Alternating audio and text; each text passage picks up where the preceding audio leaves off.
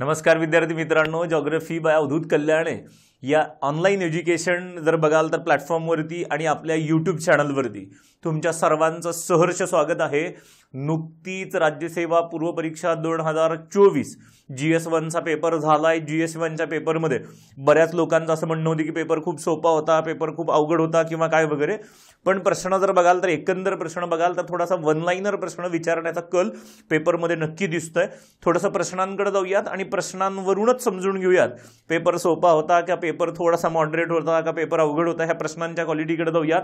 काय बघणार आहेत आपण ह्या व्हिडिओमध्ये जर बघाल तर भूगोलाची जी काही 15 प्रश्न होती त्या 15 प्रश्नांच्या संभाव्य उत्तरांकडे जाऊयात आणि थोड्याशा एक्सप्लेनेशनकडे। मला माहिती आहे तुम्हाला फक्त उत्तर जाणून घेण्याची आतुरता जास्त आहे, त्याच्यामुळे मी खूप काही एक्सप्लेनेशन करत बसणार नाही। थोडक्यामध्ये आपण उत्तरांकडे जाऊयात, संभाव्य उत्तरांकडे जाऊयात। जर बघाल तर मोस्टली जेवढी ॲक्युरेट उत्तरं देण्याचा प्रयत्न करता येईल मला तेवढा मी प्रयत्न केला। त्या उत्तरांकडे जाऊयात। माझ्याकडे सेट बी आहे, जो काही GS1चा पेपर झालाय तुमचा राज्यसेवेचा आज, त्याचा सेट बी आहे। सेट बी मध्ये जर बघाल तर प्रश्न क्रमांक 16 पासून भूगोल सुरू होतं। मोस्टली जर बघाल तर वर्ल्ड जॉग्रफीवरती जास्त फोकस करण्यात आलेलं नाही, महाराष्ट्र आणि भारताच्याच भूगोलावरती बऱ्यापैकी फोकस झालं। तर त्याच्याकडे जाऊयात। पहिला प्रश्न महाराष्ट्राच्या संदर्भातलाच आहे। प्रश्न दिसताना खूप सोपा दिसतो, पर्यायामध्ये आलात की गंमत व्हायला सुरुवात होते, बरोबर। जर बघाल तर चंद्रपूर जिल्ह्यामध्ये खालीलपैकी कोणत्या ठिकाणी दगडी कोळशाच्या खाणी आढळतात, बरोबर। चंद्रपूर जिल्ह्यामध्ये खालीलपैकी कोणत्या ठिकाणी दगडी कोळशाच्या खाणी आढळतात, नीट बघा।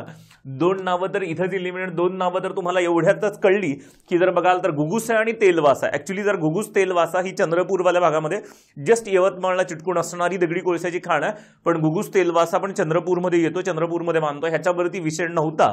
जर बघाल तर बांदर आणि वणी, वणी हा भाग कुठे येतो तर वणी यवतमाळमध्ये याला सुरुवात होतं।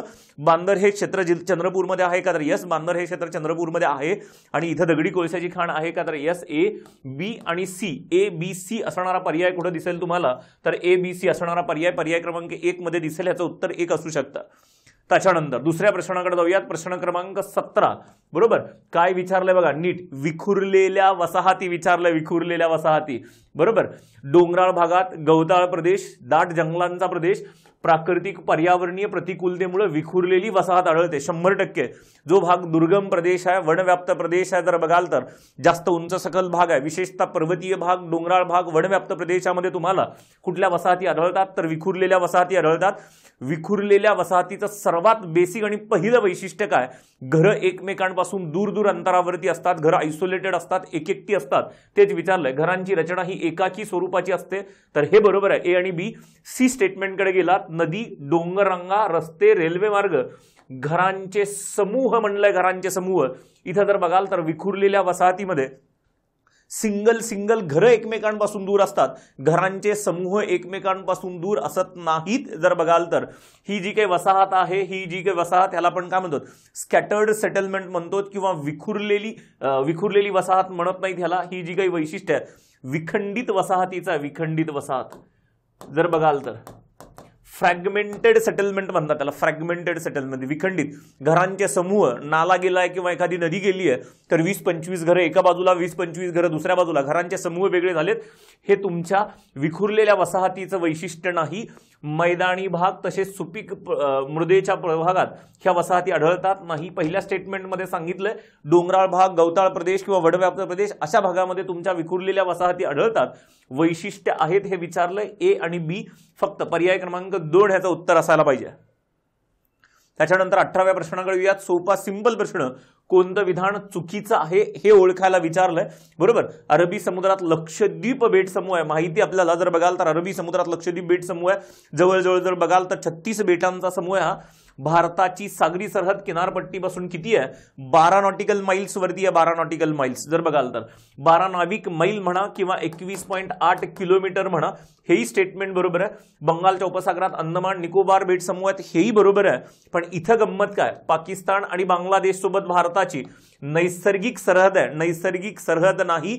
भारत बांगलादेश जर बघाल, पाकिस्तान आणि बांगलादेश कधी काळी भारताचाच भाग होता, जर बघाल तर, आणि ही काही नैसर्गिक नाही, नैसर्गिक सरहद आपली कुणासोबत आहे जर बघाल तर आपण म्यानमार पासून वेगळे झालोत, नैसर्गिकरित्या वेगळे झालोत, कारण तिकडे पूर्वांचल आहे. ही मानवनिर्मित आहे, ही नैसर्गिक सरहद नाही, ही गोष्ट लक्षात ठेवा. चुकीचं स्टेटमेंट काय असेल तर पर्याय क्रमांक 4 चुकीचं स्टेटमेंट असेल. ज्या लोकांनी इव्हन कंबाईन किंवा राज्यसेवा प्रिलिम्सच्या बॅचेस केल्या असतील किंवा ऑफलाईन बॅचच्या विद्यार्थ्यांना ह्या सगळ्या गोष्टी इतक्या सुटसुटीत आणि सोप्या वाटत असतील, हे डेफिनेट आहे. बरोबर. पर्याय क्रमांक 4. कोणता जलजन्य खडकाचा गुणधर्म नाही असं विचारलंय. सेडिमेंटरी रॉक्स वैशिष्ट्य नाही हे विचारलं जर बघाल तर एकाच खडकाच्या थरात अनेक आकाराचे कण संघटित होतात. यस, बरोबर आहे. कारण ज्यावेळेस गाळ जमायला सुरुवात होतो, गाळ जर जमताना काही एकाच प्रकारचे कण एकत्र येतात अशातला भाग नाही. ज्यावेळेस नदी गाळ घेऊन येते समुद्राच्या तळभागावरती तर त्याच्यामध्ये कणांची रचना सुद्धा वेगवेगळी असते. त्याच्यामुळे स्टेटमेंट काय म्हणता येईल, बरोबर म्हणता येईल. अशा प्रकारचे खडक अवाढव्य असून कठीण असतात. अशा प्रकारचे खडक अवाढव्य असत नाहीत, पहिली गोष्ट. आणि हे गाळाचे खडक आहेत, हे कठीण असत नाहीत. हे कशामध्ये येतात, मृदू खडकामध्ये येतात. त्याच्यामुळे हे स्टेटमेंट येत नाही. प्रामुख्याने जीवावशेष आढळतात किंवा फोसाइल्स आढळतात. यस, वनस्पती प्राणी अवशेष आढळतात. म्हणूनच गाळाच्या खडकामुळे तुम्हाला दगडी कोळसा, खनिज तेल, नैसर्गिक वायू आढळतं. बरोबर. पर्याय क्रमांक बरोबर. जर 3 मृदू खडक आहेत, त्यांची झीज लवकर होते. बरोबर. हेही स्टेटमेंट बरोबर आहे. कुठलं उत्तर चुकीचं असेल जर बघाल तर कुठला गुणधर्म नाही तर पर्याय क्रमांक 2 ह्याचं उत्तर असायला पाहिजे. प्रश्न क्रमांक 19. त्याच्यानंतर 20व्या ह्याच्यावरती येऊयात. एकदम सोपा प्रश्न, डोकं लावण्याची सुद्धा जास्त गरज नव्हती तुम्हाला. जनगणना वर्ष आणि मृत्यूदर. ऑब्व्हियसली जशी जशी जनगणना होत गेली 10-10 वर्षाच्या टप्प्यानंतर आपण पुढे सरकत गेलो, आणि जसं जसं आपण पुढे सरकत गेलो वैद्यकीय ज्या काही सुविधा आहेत, मेडिकल फॅसिलिटीज आहेत, वाढत गेल्या. मेडिकल फॅसिलिटीजमुळे काय होत गेला, मृत्यूदर कमी होत गेला. आपल्याला तेच विचारलंय, वर्ष, जनगणना वर्ष आणि मृत्यूदर. जशी जशी जनगणना पुढे सरकत गेली तर मृत्यूदर काय होत गेला, कमी कमी होत गेला.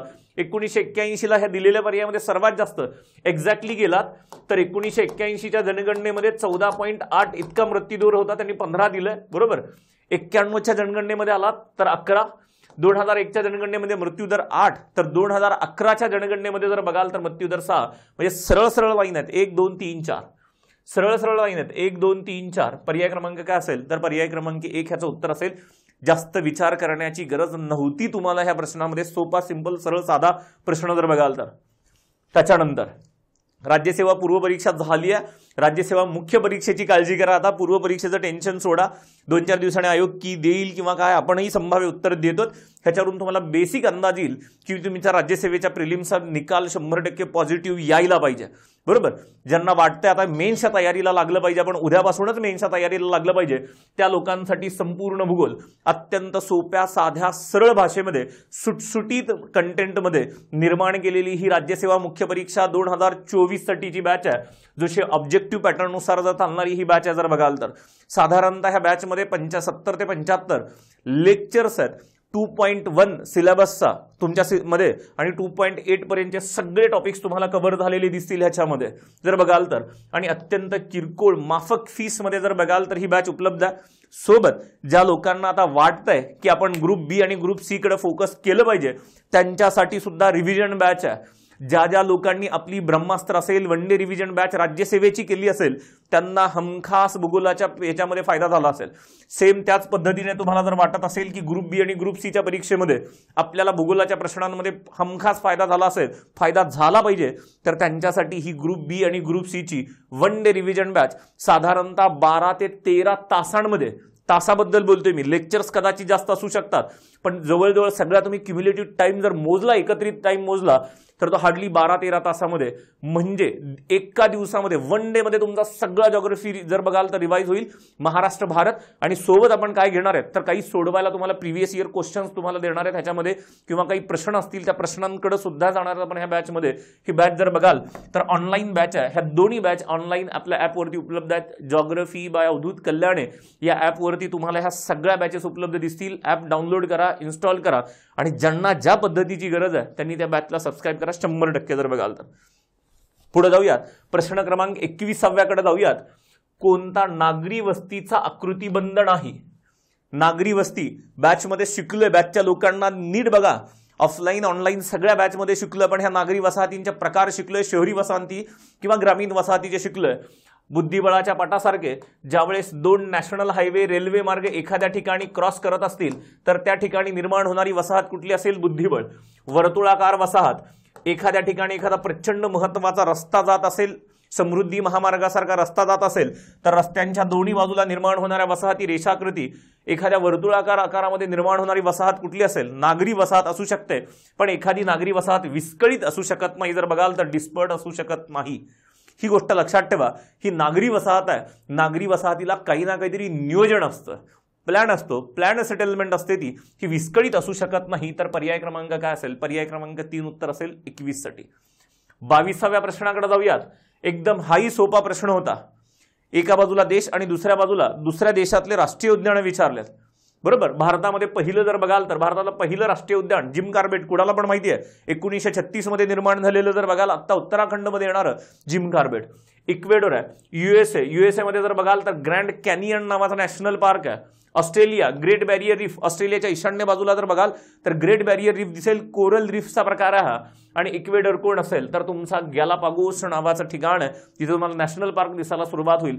म्हणजे 1 नंतर 3, 3 नंतर 2, 2 नंतर 4, 1 3 2 4 असणारा पर्याय क्रमांक 3 ह्याचं उत्तर असायला पाहिजे. काय असायला पाहिजे? पर्याय क्रमांक 3 ह्याचं उत्तर असेल. 23व्या प्रश्नाकडे जाऊयात.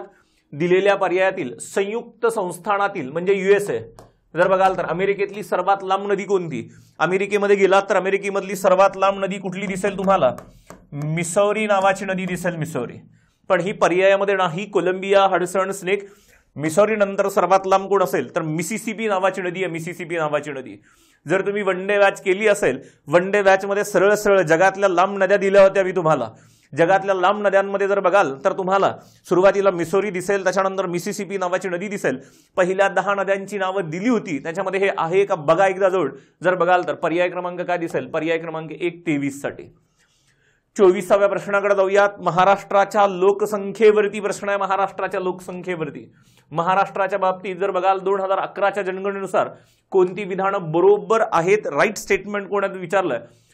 लोकसंख्येच्या बाबतीत महाराष्ट्र देशात दुसऱ्या क्रमांकावरती आहे. ऑब्व्हियसली लोकसंख्येच्या बाबतीत युपी नंतर महाराष्ट्र दुसऱ्या क्रमांकावरती आहे. घनता आपल्याकडे 315 होती. 315 वरून आपण कुठे पोहोचलो तर 365 ला पोहोचलो. हे पण बरोबर आहे. साक्षरता जर बघाल तर साधारणतः 82-83% दरम्यान एवढा अंदाज जरी तुम्हाला असता, बरोबर, तर हेही स्टेटमेंट साक्षरता आपल्याकडे जर बघाल 82.33% म्हणा किंवा 82.91%, थोडाफार पॉईंट व्हेरिएशन होऊ शकतं. पण असं नाही की 85-86 असं दिलंय. 82 ते 83% दरम्यान महाराष्ट्राची साक्षरता आहे. तर हेही स्टेटमेंट तुम्हाला काय दिसेल? बरोबर दिसेल. पण लिंग गुणोत्तर मात्र महाराष्ट्राचं 925 नाही, महाराष्ट्राचं लिंग गुणोत्तर 929 इतकं आहे. हे स्टेटमेंट मात्र चुकीचं आहे. कोणती विधानं योग्य आहेत जर बघाल तर ट्रू असं विचारलं आपल्याला. ए, बी आणि सी वाली विधानं बरोबर आहेत. तर अ, ब आणि क पर्याय क्रमांक 1 ह्याचं उत्तर असेल. बरोबर. पर्याय क्रमांक 1 उत्तर असेल.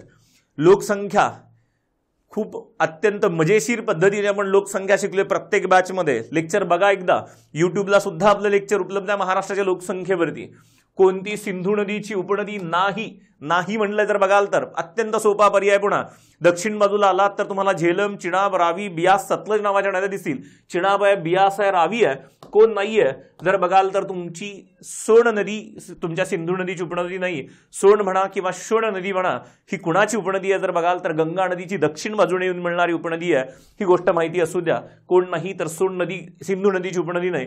पर्याय क्रमांक 3 कोण असेल तर पर्याय क्रमांक 3. त्याच्यानंतर हेतवणे प्रमुख जलसिंचन योजना खालीलपैकी कोणत्या जिल्ह्यात आहे? महाराष्ट्र आणि भारतावरती जास्त फोकस दिसतोय तुम्हाला, पण काही नावं अशी नवीन आहेत की गुगली करणारी आहेत. हेतवणे कुठे येतं तर तालुका पेण, जिल्हा रायगड. तालुका पेण, जिल्हा रायगड. तालुका पेण आणि जिल्हा रायगडमध्ये येणारा हा हेतवणे जलसिंचन प्रकल्प दिसेल तुम्हाला.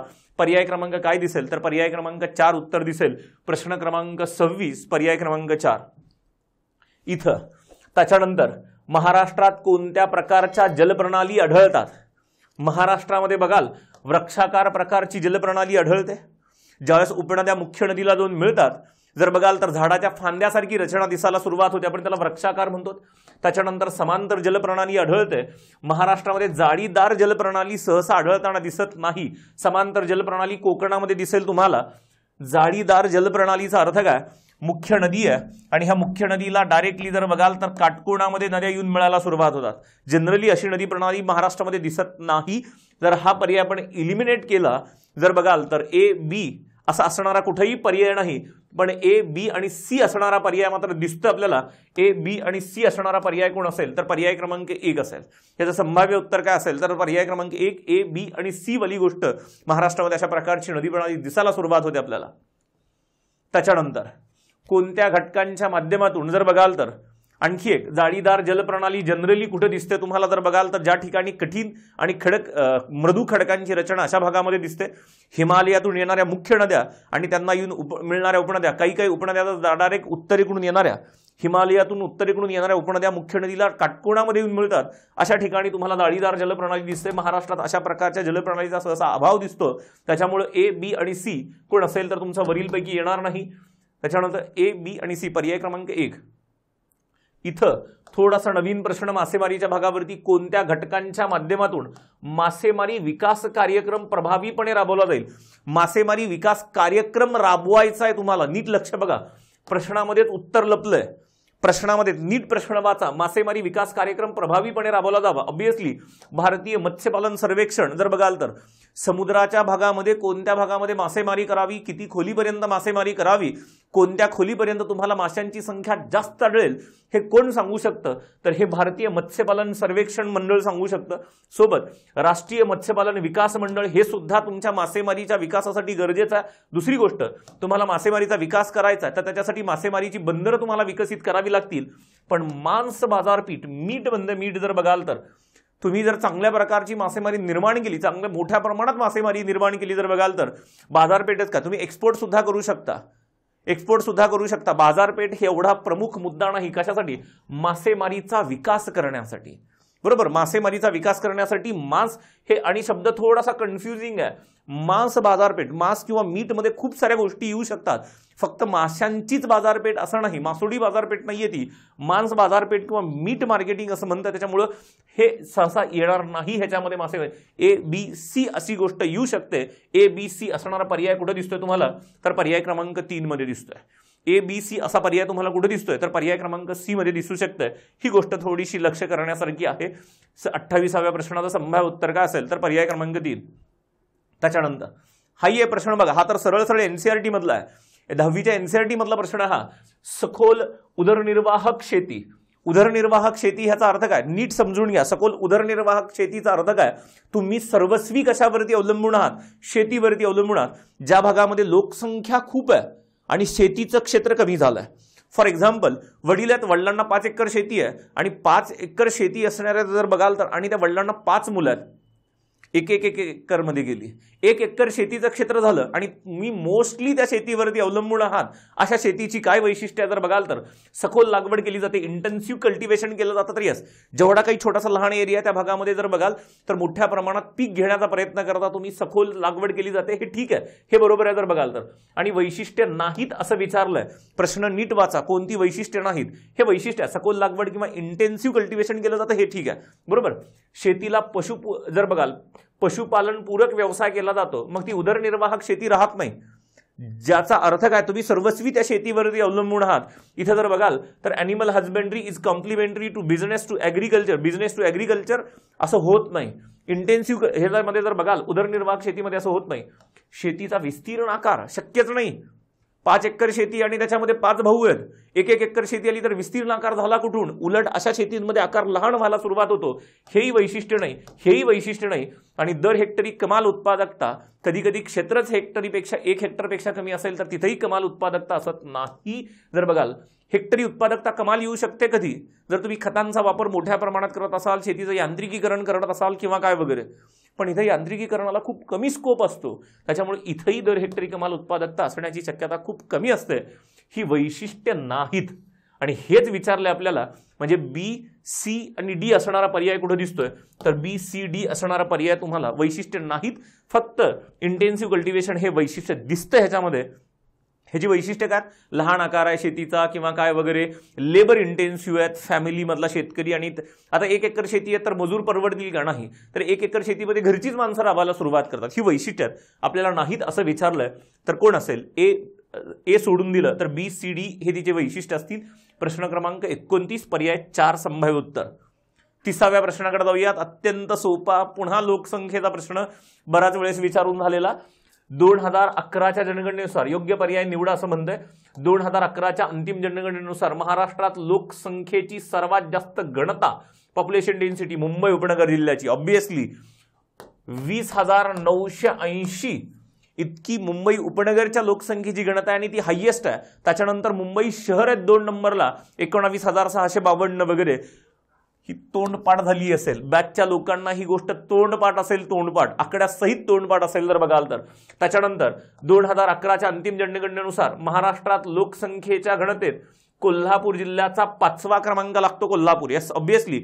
मुंबई उपनगर, मुंबई शहर, त्याच्यानंतर तुमचा ठाणे 1157, त्याच्यानंतर पुणे 603 आणि कोल्हापूर 504. 5व्या क्रमांकावरती कोल्हापूर. मग तुमचा नागपूर, नाशिक वगैरे याला सुरुवात होईल. कोल्हापूर कितव्या क्रमांकावरती आहे तर 5th नंबरला आहे कोल्हापूर. हेही स्टेटमेंट बरोबर आहे. अ आणि ब कोणती विधाने बरोबर आहेत हे खालचं नीट वाचा. कोणती विधाने बरोबर आहेत असं विचारलंय तर दोन्ही विधाने बरोबर आहेत. पर्याय क्रमांक काय असेल तर पर्याय क्रमांक 4. दोन्ही विधाने काय असतील तर बरोबर पर्याय क्रमांक 4. ही गोष्ट जर बघाल तर ही सगळी भूगोलाची संभाव्य जी काही प्रश्न उत्तर होती भूगोलामध्ये तुमची जी काही आत्ता प्रिलिम्स झाली आहे तेव्हाचा. जास्त विचार करू नका, प्रिलिम्स झाली आहे, एक दिवस निवांत राहा की येईल सोबत. आपण तर संभाव्य उत्तर देतोय, बाकीची पण संभाव्य उत्तर चेक करा जेणेकरून तुम्हाला अंदाज येईल. थोडाफार फरक होऊ शकतो सगळ्यांच्या संभाव्य उत्तरामध्ये आणि आयोगाच्या उत्तरामध्ये. आयोगाचं वैशिष्ट्य येते जर बघाल तर, कारण आयोगाकडे सेकंड आन्सर की असते, तिथे त्यांना बदल करण्याचा स्कोप असू शकतो जर बघाल तर. त्याच्यामुळे पण जनरली एवढा फरक पडणार नाही. 1-2 प्रश्नांचा फरक पडू शकतो ह्या संभाव्य उत्तरांमध्ये किंवा सगळ्यात संभाव्य उत्तरांमध्ये. जेवढी ॲक्युरेट संभाव्य उत्तरं देता येतील तेवढा सगळा मॅक्झिमम प्रयत्न केला. जर बघूयात आयोग आणखी काय उत्तर देत आहे. पण आता राज्यसेवा पूर्व परीक्षा झाली आहे, थोडंसं निवांत राहा आणि पुढचं नियोजन करा. मुख्य परीक्षेच्या मार्गाला जायचं आहे जर बघाल तर, ज्यांना वाटतं की आपण मुख्य परीक्षा आता सुरुवात करायला पाहिजे त्या लोकांनी वेळ घालवू नका. नेक्स्ट डे पासून तुम्ही मुख्य परीक्षेच्या अभ्यासाला लागा. सगळ्याच विषयांचा सिलेबस एकदा बघायला सुरुवात करा, काय सिलेबस आहे काय नाही. कारण पुढच्या 4-5 महिन्यामध्ये एवढा सगळा सिलेबस उरकणं ही जरा थोडीशी अवघड गोष्ट आहे. त्याच्यामुळे तुम्हाला वेळेचं नियोजन प्रॉपर करावं लागेल आणि असलेल्या वेळेमध्ये तुम्हाला ही सगळी मुख्य परीक्षा एकदम व्यवस्थित पद्धतीने पार पाडावी लागेल. ह्याचा अभ्यास पद्धतीने पार पाडावा लागेल. त्याच्यानंतर जी लोक ग्रुप बी आणि ग्रुप सी करणार आहेत त्यांनी पटकन निर्णय घ्या, आपण ग्रुप बी आणि ग्रुप सी कडे जायचंय का, आणि जायचं असेल तर त्याच्या अभ्यासाला लागा. कारण इथून पुढे तुम्हाला जवळजवळ 1 महिना उरतो ग्रुप बी आणि ग्रुप सीच्या. ग्रुप बी साठी 1 महिना आणि त्याच्यानंतर पुढचा 1 महिना ग्रुप सी साठी जर बघाल तर. त्याच्यामुळे पटकन निर्णय घ्या, खूप वेळ वाया घालवू नका. वेळ ऑलरेडी खूप कमी आहे आपल्याकडं आणि कमी वेळेमध्ये जर तुम्हाला जास्तीत जास्त आउटपुट काढायचं असेल तर 100% आपल्या ऑनलाईन बॅचशिवाय तुम्हाला पर्याय दिसणार नाही. मुख्य परीक्षेला सुद्धा बॅच आपल्याकडं आणि ग्रुप बी आणि ग्रुप सीच्या 1 डे रिव्हिजनला सुद्धा बॅच आपल्याकडे जर बघाल तर. दोन्ही बॅच तुमच्यासाठी फायदेशीर ठरतील, मुख्य परीक्षा आणि येणाऱ्या ग्रुप बी आणि ग्रुप सीच्या पूर्व परीक्षेसाठी. ठीक आहे, इथंच जर बघाल ह्याची PDF तुम्हाला पाहिजे असेल जर बघाल भूगोल आणि पर्यावरणाच्या ह्या प्रश्नांची संभाव्य उत्तरांची PDF आपल्या टेलिग्राम चॅनलला जॉग्रफी बाय अवधूत सर या टेलिग्राम चॅनलला उपलब्ध करून देण्यात आलेली आहे. ती PDF तुमच्याकडे सेव्ह करून ठेवा, आयोगाची उत्तरं येईपर्यंत तुम्हाला ती मदत करेल 100%. ह्या भागामध्ये इथंच थांबूया, पुढच्या भागामध्ये भेटूयात. धन्यवाद.